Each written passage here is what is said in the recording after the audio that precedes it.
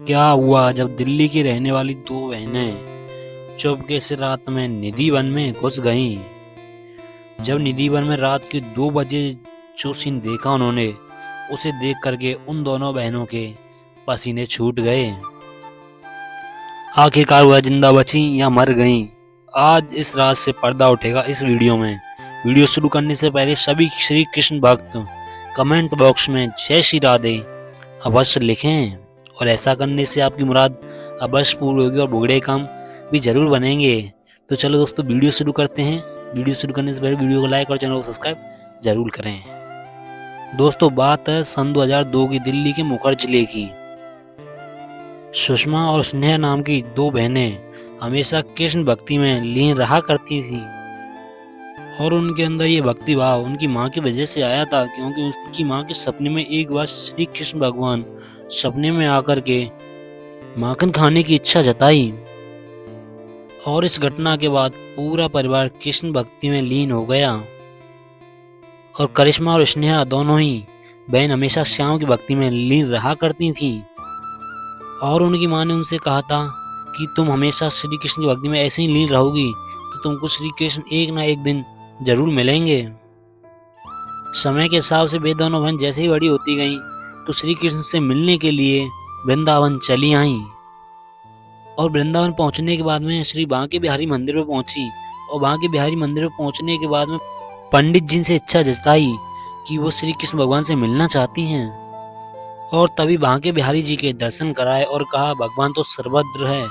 तभी उन्हें मंदिर के बाहर एक व्यक्ति मिला, और उस व्यक्ति ने उस लड़की को एक सलाह दी, अगर तुम भगवान श्री कृष्ण को वास्तव में देखना चाहती हैं तो तुमको चुपके से निधि वन में रात्रि के समय जाना होगा। और रात्रि 1 बजे भगवान श्री कृष्ण माँ गोपियों के साथ रास रचाते हैं, और धरती पर केवल निधि वन ही एक ऐसा स्थान है जहाँ पर श्री कृष्ण भगवान के तुम साक्षात दर्शन कर सकते हो। तो दोनों बहनें रात में निधि वन में चुपके से घुस गईं,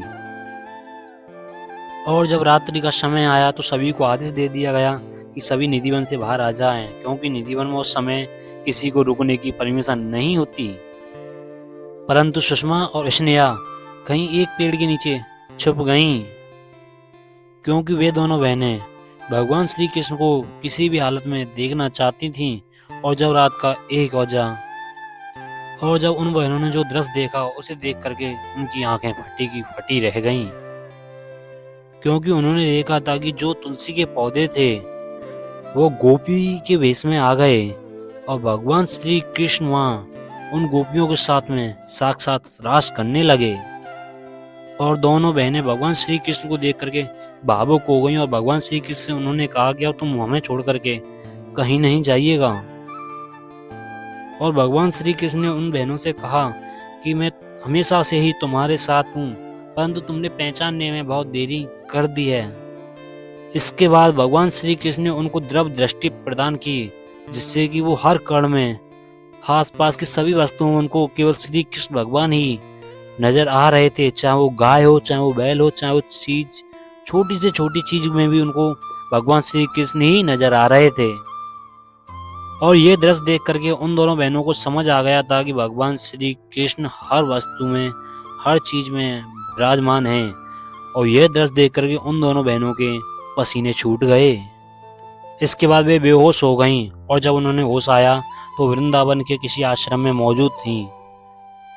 फिर उन्होंने वहां पे मौजूद सभी लोगों से सवाल जवाब किए कि हम इस धर्मशाला में कैसे आए, और हम तो निधि वन में मौजूद थे। तभी वहां पे मौजूद व्यक्तियों ने उनको जवाब दिया कि एक सामने रंग का लड़का करीबन रात के 3 बजे तुमको यहाँ पर छोड़ करके गया है, और वह लड़का तुमको एक संदेश दे करके गया है कि कभी जिंदगी में ये मत सोचना कि मैं तुम्हारे आसपास नहीं हूँ। तुमको कभी भी मेरे जरूरत पड़े तब मुझको आवाज देना, और मैं तुम्हारे पास प्रकट हो जाऊंगा। और इतना सुन करके दोनों बहनें सुषमा और स्नेहा वहीं पर फूट फूट करके रोने लगीं, क्योंकि उन्होंने सचमुच श्री कृष्ण भगवान को प्राप्त कर लिया है। दोस्तों, निधि वन के बारे में कई सारी मान्यता हैं।